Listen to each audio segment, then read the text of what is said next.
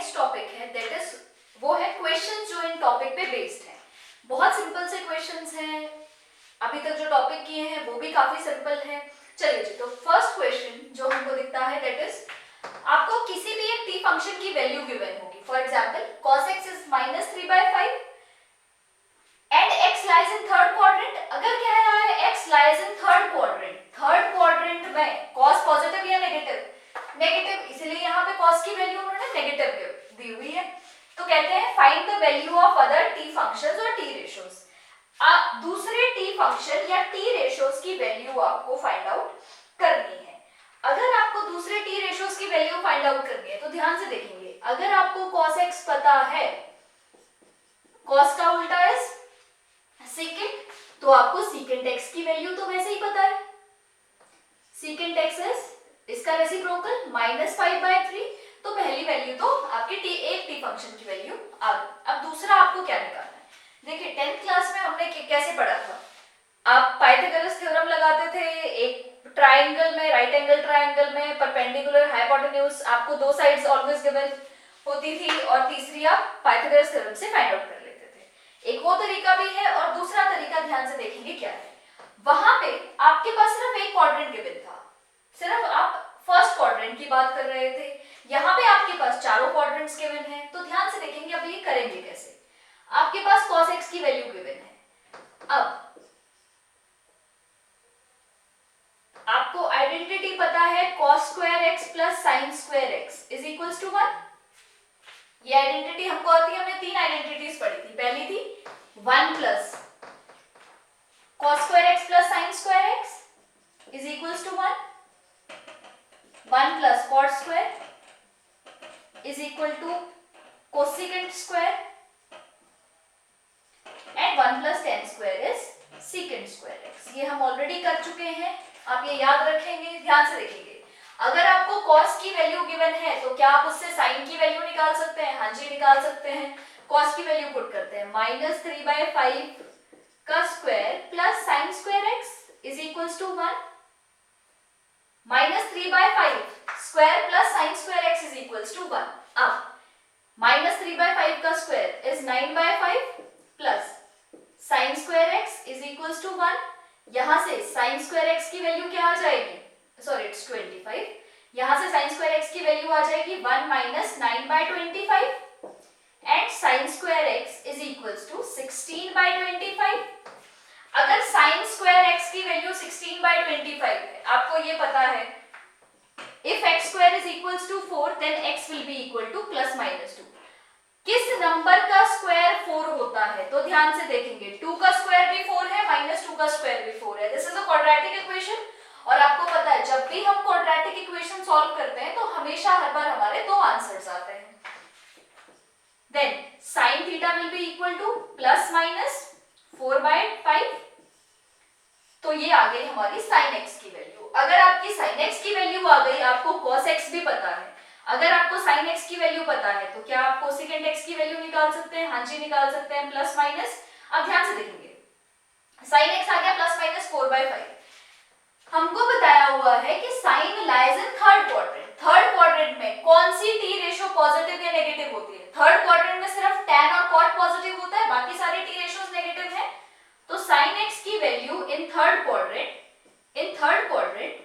sin x is equals to -4/5, and if sin x is -4/5 then cosecant x will also be equal to -5/4। Negative ही होगा cosecant भी, sin अगर 4/5 है, cosecant 5/4 हो जाएगा, reciprocal हो जाएगा बट विद नेगेटिव साइन। अब आपको cos भी पता है, sin भी पता है, आपको वैल्यू फाइंड आउट करनी है tan और cot की। अब आपको कोसेकेंट की वैल्यू पता है, आप cot की वैल्यू इस आइडेंटिटी से भी निकाल सकते हैं। आपको सेकेंड पता है, आप tan इस आइडेंटिटी से भी निकाल सकते हैं। और दूसरा तरीका क्या है?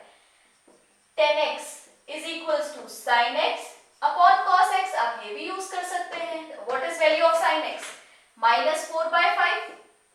What is value of cos x? -3/5 upon -3/5। ये क्या हो जाएगा? -4/5 इंटू 5/-3। अब ध्यान से देखेंगे, जब आपने थर्ड क्वाड्रेंट की वैल्यू sin x की वैल्यू भी थर्ड क्वाड्रेंट की डाली और cos की वैल्यू भी जो उसकी वैल्यू थर्ड क्वाड्रेंट में है वो डाली, तो आपका answer automatically minus minus plus बन जाता है, ऑटोमेटिकली आपका आंसर 4/3 आ गया। जो हमारा हम लोगों को पहले पता है कि जो 10x होता है that is positive in third quadrant. तो अगर आप थर्ड क्वाड्रेंट की वैल्यू sin x की डालेंगे और थर्ड क्वाड्रेंट की वैल्यू ही cos x की डालेंगे तो 10x आपका ऑटोमेटिकली पॉजिटिव वैल्यू जनरेट करेगा। क्लियर है जी ये क्वेश्चन? तो ऐसे जितने भी क्वेश्चंस हैं आप बड़े इजीली सॉल्व कर सकते हैं, बिल्कुल यही आइडेंटिटीज आप यूज करेंगे। फॉर एग्जांपल आपको पहली बार में ही सीकेंट x दिया हुआ है तो सीकेंट से आप tan निकाल लेंगे और सीकेंट से आपका साइन cos बड़े इजीली निकल जाएगा।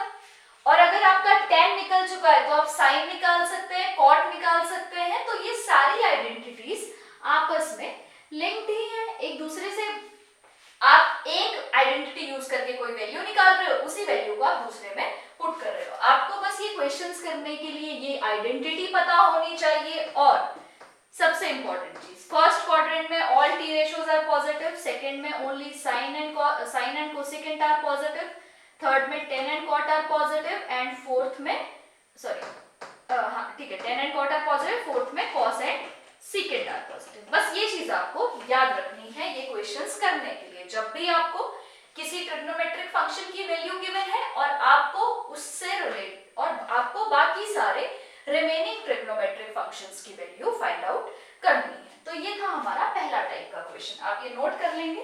अब हम करने वाले हैं कुछ क्वेश्चंस जिसको समझने में थोड़ा सा टाइम लगेगा, मुश्किल नहीं है, समझने में भी टाइम लगेगा और जब आप सॉल्व करेंगे तो भी आपको थोड़ा सा टाइम लगेगा वो स्पीड पकड़ने में कि कैसे वो क्वेश्चन सॉल्व होंगे।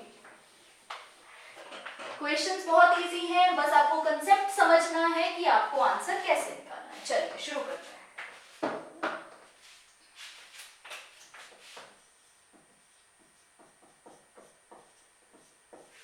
मैं यहाँ पे कुछ क्वेश्चंस लिख रही हूँ। This is you have to find the value of sin 7π/4, cos 7π/6,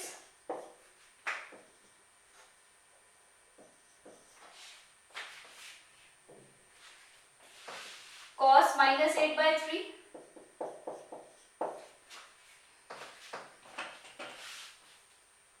चलिए जी पहले हम ये तीन क्वेश्चन सॉल्व करने की कोशिश करते हैं। अब ध्यान से देखेंगे, अगर मैं कहूं find the value of sin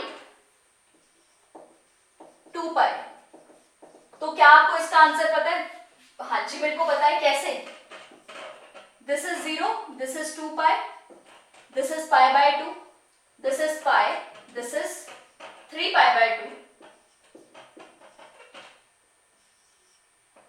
ये कोऑर्डिनेट है, इस पॉइंट के कोऑर्डिनेट्स क्या थे? 1, 0, इसके कोऑर्डिनेट 0, 1।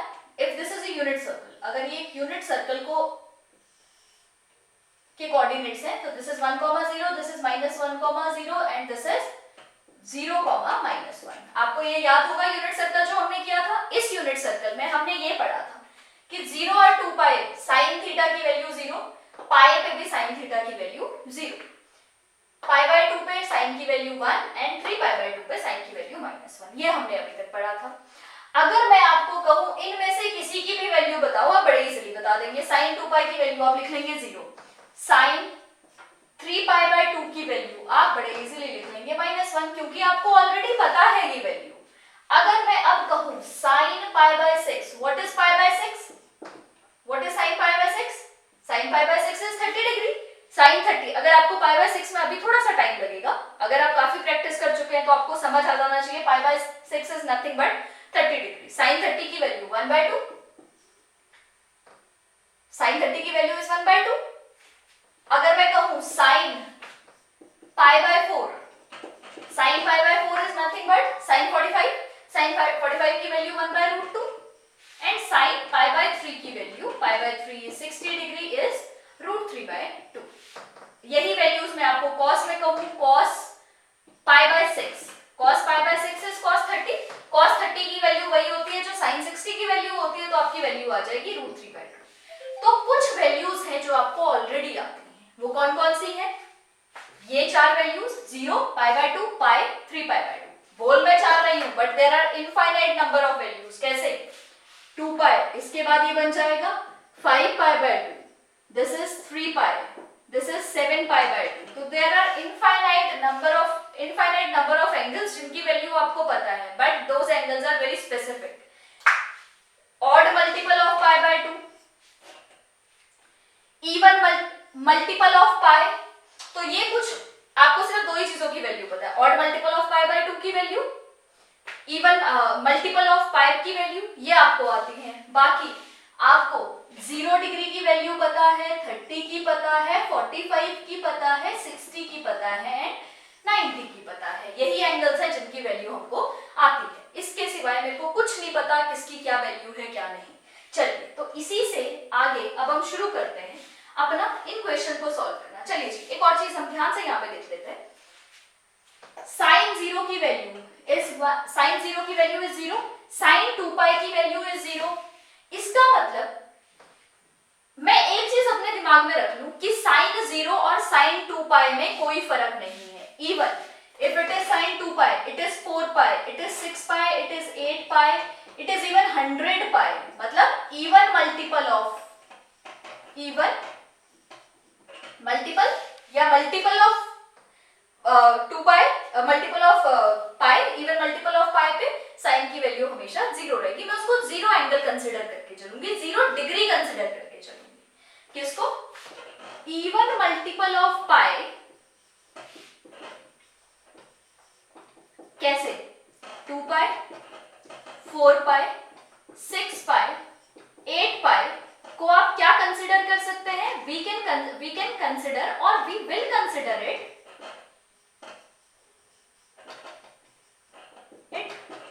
Equal to 0। हम इसको इक्वल टू 0 के इक्वल कंसीडर करेंगे। क्यों? हमने देख भी लिया यहाँ पे 0 है और यहीं पे 2 पाई है। आप सेकंड राउंड घूम के आएंगे, यहीं पे 4 पाई बनेगा। आप थर्ड राउंड घूम के आएंगे, यहीं पे 6 पाई बनेगा। तो 0 and 2 pi are equivalent values में भी और एंगल वाइज भी। अब ध्यान से देखेंगे, साइन 180 भी 0 होता है, साइन 180 भी 0 होता है, बट वो 0 डिग्री के इक्वल तो नहीं है। साइन 0 डिग्री अलग है, साइन 180 डिग्री अलग है। पर sine 0 degree and sine 2 pi degree angle भी बिल्कुल वही पे है और वैल्यू भी बिल्कुल वही पे है। ऑल्दो साइन 180 की वैल्यू भी 0 है, पर वो एंगल कहीं और है, वो ये एंगल है साइन 180 डिग्री। पर साइन 0 एंड साइन 360 का जो इनिशियल रे है और टर्मिनल रे है, both rays are same, but in case of sine 0 and 180 degree, initial and terminal rays both are different. बस ये डिफरेंस है जो आपको याद रखना है। अब हम देखते हैं इन क्वेश्चंस को कैसे करना है। चलिए, आपको यहाँ पे देखिए थोड़ा सा अटपटे से एंगल्स नजर आ रहे होंगे। साइन 7 पाई बाय 4 ना समझ नहीं आ रहा है इन एंगल्स को कैसे सॉल्व करें। 7 पाई बाय 4 को कैसे सॉल्व करें। अब आप ध्यान से देखिए, आपको जितने भी कंसेप्ट्स आपने अभी तक पढ़े हैं ट्रिग्नोमेट्री में, आपको सारे यूज करने पड़ेंगे। क्या क्या पढ़ा है? एक तो ये पढ़ा है 0 की वैल्यू, साइन कितने के बाद रिपीट करता है? 2 पाई के बाद। साइन का रेपिटेशन इज 2 पाई, कॉस का इज आल्सो 2 पाई, टेन का इज पाई। ये हमने तब पढ़ा था जब हम कर रहे थे ग्राफ ऑफ ट्रिग्नोमेट्रिक फंक्शंस। उसके बाद हमने क्या पढ़ा था? हमने अलाइड एंगल्स पे वैल्यूज पढ़ी थी। कैसे? Sine pi by 2 plus theta क्या होता है, ये भी आपने वैल्यूज पढ़ी थी। थीटा की value is greater than 0 but theta is less than 90। मैं इसमें ज्यादा डिटेल में नहीं जा रही हूँ क्योंकि हम ऑलरेडी कर चुके हैं। आपको बस बता रही हूँ कि ये क्वेश्चंस करने के लिए आपको किन किन कंसेप्ट्स की जरूरत है, कौन कितने के बाद रिपीट हो रहा है, 2 पाई पे साइन की क्या वैल्यू है, 3 पाई बाय 2 पे साइन की क्या वैल्यू है। आपको ये सारे कंसेप्ट्स याद होने चाहिए। एंड अलाइड एंगल्स वाला जो हमने पढ़ा था, trigonometric functions eight value of trigonometric function at allied angle जो थे, उनका कंसेप्ट भी आपको याद होना चाहिए। उसके बाद आपके लिए ये क्वेश्चंस बहुत इजी होंगे। थोड़ा सा टाइम लगेगा शुरुआत में, बट विद टाइम आप इसको बड़े इजीली और बहुत जल्दी सॉल्व कर पाएंगे। चलिए, तो अपना फर्स्ट साइन 7 पाई बाय 4 देखना शुरू करते हैं।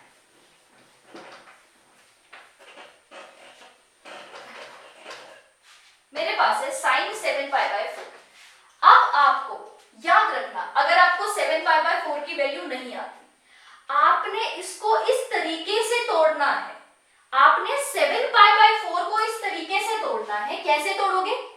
या तो दो तरीके हैं, या तो ऐसा कुछ बन जाए n इंटू π/2 प्लस थीटा, पहला टाइप, या कैसे बन जाए n into π/2 plus theta. What is n?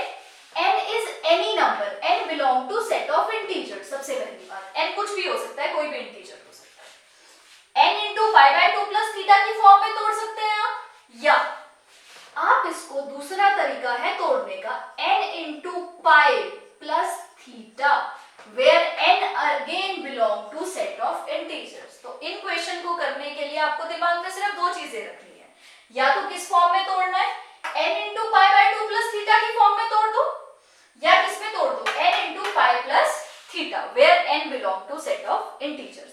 छोटा सा एग्जांपल देख लेते हैं। अब again what is theta? Theta is again greater than 0 but again theta is less than 90। Basically जो थीटा होगा वो आपका या तो 0 डिग्री होगा, 0 होगा तो ऑटोमेटिकली वो पहले ही कैंसिल हो चुका होगा। चलो फिर भी मैं 0 लिख लेती हूँ। इट विल बी ईदर π/3, छोटे से शुरू करते हैं, π/6, π/4 एंड π/3। आपको बेसिकली ये इन एंगल में थीटा को आपने कोशिश करना है, जब आप इस 7π/4 को तोड़ो, दो तरीके हैं तोड़ने के। क्या? पहला तरीका n इंटू π/2 प्लस थीटा, ये चीज बड़ी इजी है सॉल्व करनी, ये मैं आपको बता दूंगी। अगर आपने इसको तोड़ दिया तो उसके बाद आपके लिए ये सॉल्व करना कोई बड़ी बात नहीं रह जाएगी। मेन इस क्वेश्चन को करने का है, how will you break this angle into sum और डिफरेंस ऑफ टू एंगल्स। अगर मैं बोल रही हूँ दो तरीके से तोड़ना है, तो यहाँ पे प्लस थीटा भी हो सकता है, यहाँ पे माइनस थीटा भी हो सकता है, ये चीज आप ध्यान रखेंगे। यहाँ पे प्लस थीटा भी हो सकता है, माइनस थीटा भी हो सकता है। अगेन प्लस थीटा और माइनस थीटा कुछ भी हो सकता है। तोड़ना कैसे?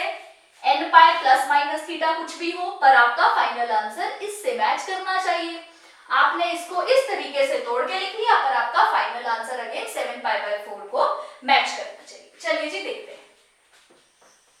अगेन थीटा के बारे में मैंने क्या बताया, 0 से बड़ा 90 से छोटा, but basically these are the three angles जिसके बारे में आपको सोचना है, क्योंकि आपको 90 से कम सिर्फ 3 एंगल की वैल्यू आती है, उससे ज्यादा की वैल्यू आपको नहीं पता। And if I am saying greater than 0 then you won't consider 0। चलिए जी, तो आपको सिर्फ 3 एंगल की वैल्यूज आती है, π/4, π/6 एंड π/3। अभी के लिए जो हम क्वेश्चंस कर रहे हैं, आगे जैसे हम लेवल बढ़ेगा वैसे हम कुछ नए कंसेप्ट्स करेंगे, पर फॉर द टाइम बीइंग अभी तक जो आपको क्वेश्चंस मिलेंगे वो इसी कंसेप्ट पे बेस्ड मिलेंगे। चलिए जी, लेट्स स्टार्ट विद sin 7π/4। ध्यान से देखेंगे 7π/4 को, क्या π/4 जो एंगल है, क्या वो इन तीनों में से कोई एक एंगल है? हाँ जी बिल्कुल है। तो आपको कैसे तोड़ना होगा? ठीक है, π/4 तो आ गया, आपको 7π/4 चाहिए। 7π/4, can you name a multiple of 4 which is nearest to 7? A multiple of 4 which is nearest to 7, which is 8. Can I write it as 8π/4 minus π/4? ध्यान से देखेंगे मैंने क्या किया, π/4 मेरे पास ऑलरेडी था, तो मेरे को इससे ये हिंट मिल जाता है कि π/4 ही कहीं ना कहीं आंसर है, but how will you break it? तो मैंने π/4 लिख लिया। अब 7π/4 है, 7π/4 से पहले मैंने इसका डिनोमिनेटर देख लिया, 4 है। 4 का नियरेस्ट मल्टीपल ढूंढेंगे, और वो मल्टीपल किसके आसपास होना चाहिए? 7 के। आप क्या करेंगे? डिनोमिनेटर का multiple which is nearest to numerator which is equal to 8। तो can I write it as 8π/4 minus π/4? ध्यान से सॉल्व करेंगे अगर आपको डिफरेंट माइनस करना आता है फ्रैक्शंस को। 8π/4 माइनस π/4, 8π/4, डिनोमिनेटर सेम हो गया 4, 8π माइनस 1π इज 7π/4। आ गया बिल्कुल हमारा वही आंसर, 7π/4 आ गया जी, बिल्कुल सही है। इसको आप लिख दो sin 2π माइनस π/4। अब ध्यान से देखेंगे, मैंने आपको क्या बोला था, आपको 0 और 2π को इक्वल कंसिडर करना है। इस केस में आपको 0 और 2π को, इवन हर केस में 0 and 2π will be same in this trigonometry. Then if I consider it as 0, मैंने ये लिख लिया 0 minus π/4 minus pi by 4. And what is sin minus theta? What is sin minus theta? Last video में हमने देखा था minus sin theta. Again ये questions करने के लिए अभी तक जितना पढ़ा है आपको हर कंसेप्ट आना चाहिए. Minus sin pi by 4. What is sin pi by 4? Sin 45. And what is value of sin 45? 1 by root 2. तो answer will be minus 1 by root 2. Again एक और चीज बताती हूँ. मैंने यहाँ पे 2 पाई को 0 कंसिडर किया. छोड़ो, मैंने 2 पाई को 0 नहीं बनाना. 2 pi minus pi by 4. This is my 2 pi. This is my again 2 पाई ना.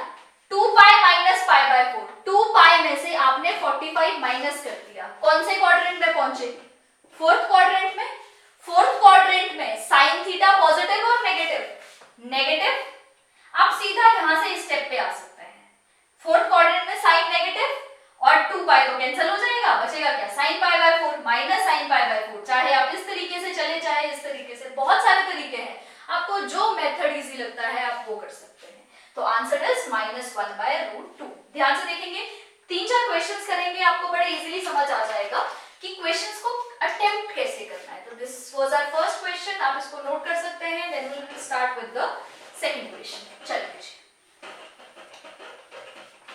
इसको मैं ऐसे ही रख रही हूं ताकि आप साथ साथ देखते रहें कि हम लोगों को सिर्फ 3 एंगल से लेना देना है. Pi by 4, pi by 6 and pi bye 3. चलिए जी, we'll start with our next question, that is cos 7 pi by 6. Again cos 7 pi by 6 है. 7 pi by 6 में आपको क्या नजर आ रहा है तीनों में से? pi by 6. चलो जी, इसका मतलब pi by 6 से कुछ लेना देना है. मैं देख लेती हूँ क्या करना है pi by 6 का. 7 pi by 6. 6 का multiple which is nearest to 7 is 1. तो अगर मैं इसको ऐसे लिख लूं 6 pi by 6 plus pi by 6, तो क्या मेरी बात नहीं बन जाएगी? 6 pi by 6 plus pi by 6. आपको सबसे पहले ये थीटा के बारे में सोचना है.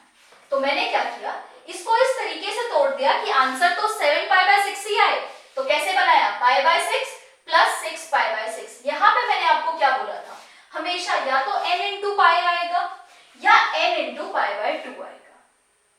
या तो n into pi आएगा या n into pi by 2 आएगा. Where n is any number. It can be any integer.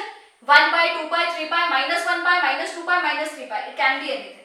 ये चीज आपको ध्यान रखनी है. चलिए, अगर आप इसको सॉल्व करेंगे ये बन जाएगा cos pi plus pi by 6. हाँ जी, cos pi. pi is 180. pi मतलब ये pi plus pi by 6. कौन सा क्वाड्रेंट आ गया? Third quadrant. थर्ड क्वाड्रेंट में cos पॉजिटिव और नेगेटिव. थर्ड क्वाड्रेंट में सिर्फ tan और cot पॉजिटिव होता है. cos is negative, minus cos. और अगेन पाई पे वैल्यू बदलती है या नहीं बदलती?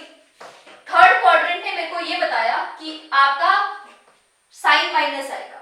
But now we will check if this is pi. तो क्या पाई पे वैल्यू बदलती है या नहीं बदलती? नहीं बदलती. तो cos cos ही रहेगा और ये आ जाएगा minus cos pi by 6. And pi by 6 is 30 degree. cos 30 is under root 3 by 2. तो your answer is minus under root 3 by 2. Clear है जी यहां तक? चलिए, अब हम करते हैं अपना next question which is cos minus 8 pi by 3.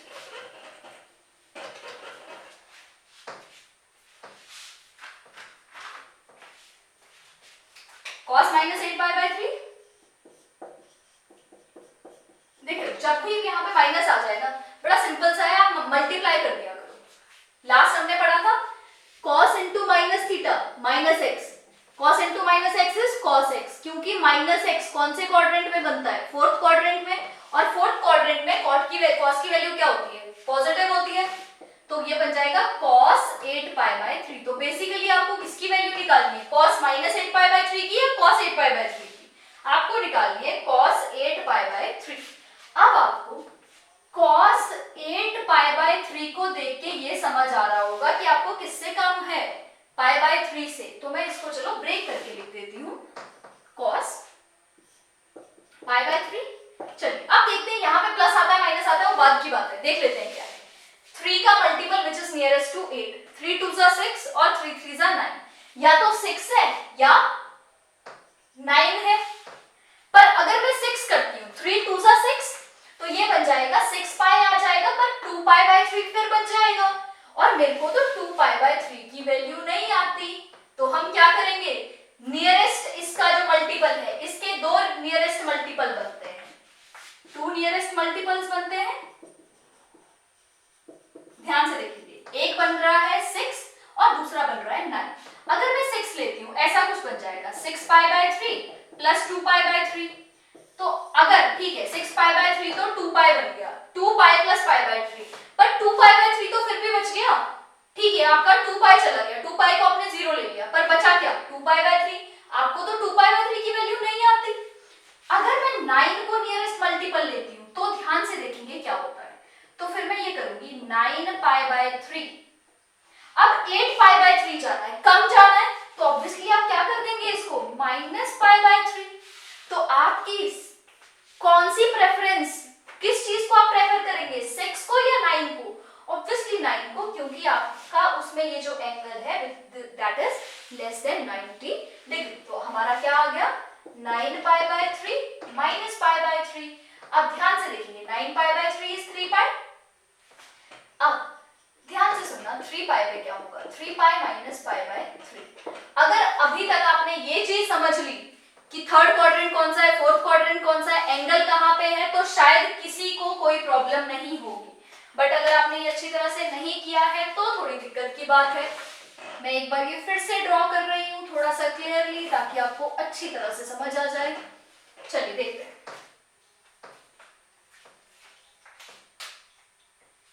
मैं 3π की बात कर रही हूँ।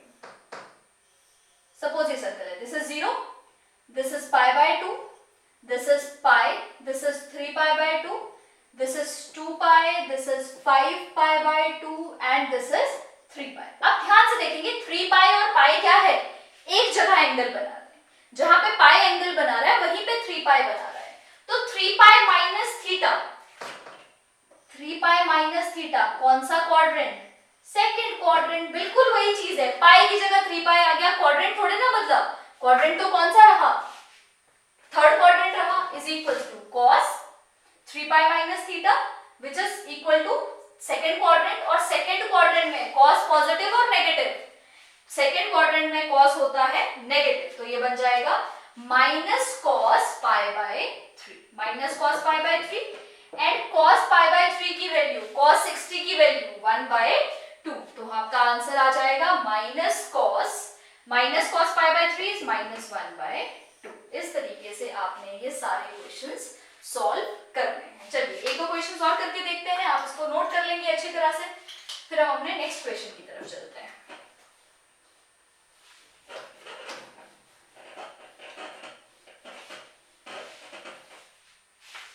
चलिए जी, नेक्स्ट क्वेश्चन है sin -25π/4, sin -25π/4। अब ध्यान से देखिए, साइन माइनस थीटा आ गया, sine into minus theta is minus sine 25π/4। अगर ये है तो -25π/4 है, अगर 25π/4 है तो हमारा पहला कंसेप्ट क्या था, आपको उसको इन दोनों में से किसी एक फॉर्म में तोड़ना है, और मेन एंगल आपको पता चल गया π/4 ही होगा। तो मैं इसको ऐसे लिख सकती हूँ π/4, यहाँ पे प्लस है माइनस है वो अभी देख लेते हैं। What is the nearest multiple of 4 which is nearest to 25, या तो 24 है, 6 4 जा 24, तो मैं कैसे लिख सकती हूँ इसको, 24π/4 प्लस π/4 क्या बन गया, 25π/4 माइनस साइन 6π प्लस π/4। अब अगेन यहां पे आएंगे, 2π, this is 3π, this will be 4π, this will be 5π and this will be 6π। इसका मतलब 0 और any even multiple of pi is always equivalent, हमेशा सेम होगा, वो हमने यहाँ लिखा है even multiple of pi we will consider it equal to 0। इसका मतलब ये भी 0 हो गया। तो sine minus sine π/4 minus sine π/4 क्या होगा, π/4 इज 45 की वैल्यू 1/√2। तो हमारा आंसर आ गया -1/√2। तो बहुत इजी है ये क्वेश्चंस को सॉल्व करना। अब हम एक लास्ट क्वेश्चन देखते हैं जो रेडियंस में नहीं होगा। अभी तक हमने जितने भी क्वेश्चंस किए वो सारे क्वेश्चंस रेडियन में थे, अभी हम जो क्वेश्चन करेंगे वो होगा डिग्री। चलिए देखते हैं। Cosecant 390 degree. अब कोसेक 390 डिग्री है। पहला तरीका, आप 390 को कन्वर्ट कर सकते हैं रेडियन में। पहला तरीका, you can convert degree into radian, और उसके बाद जैसे हमने पहले क्वेश्चन किया है बिल्कुल वैसे ही करेंगे। या आप इसको कैसे करें, 390, अब इतना तो ये तो आपको पता ही है ना, ये 0 है, ये 90 है, ये 180 है, ये 270 है और ये 360 है। तो 390 चारों में से किसके सबसे ज्यादा पास है, 360 के। तो क्या मैं 390 को ये लिख सकती हूँ 360 प्लस 30। 360 इज नथिंग बट 2 पाई। अगर मैं 2 पाई को 0 कंसिडर कर सकती हूँ तो क्या मैं 360 को नहीं कर सकती, हाँ जी कर सकते हैं। तो आपको किसकी वैल्यू चाहिए बेसिकली, कोसेकेंट 30 डिग्री की। एंड कोसेकेंट 30 इज किसका उल्टा, साइन 30 का उल्टा। साइन 30 की वैल्यू थी 1/2, और तो कोसेकेंट 30 की वैल्यू क्या हो जाएगी, उसका reciprocal which is equal to 2। तो ये था हमारा कैसे हम किसी भी एंगल की value which is greater than 360 degree और which is greater than even 90 degree, 90 से बड़ा एंगल की आप वैल्यू कैसे फाइंड आउट कर सकते हैं। वो कॉम्बिनेशन ऑफ दो एंगल्स होंगे, तो आपके पास चाहे रेडियन मेजर आ जाए चाहे डिग्री मेजर आ जाए, आप दोनों तरीकों से उन क्वेश्चंस की वैल्यू फाइंड आउट कर सकते हैं। अब आप जितने भी आपके पास क्वेश्चंस हैं to find value of any angle, आप वो सारे क्वेश्चंस करेंगे विद द सेम कंसेप्ट। इसी तरीके से आपने हर क्वेश्चन को सॉल्व करना है, आपका सारे क्वेश्चन सॉल्व हो जाएंगे अगर आप बिल्कुल इसी अप्रोच को फॉलो करोगे। Thank you.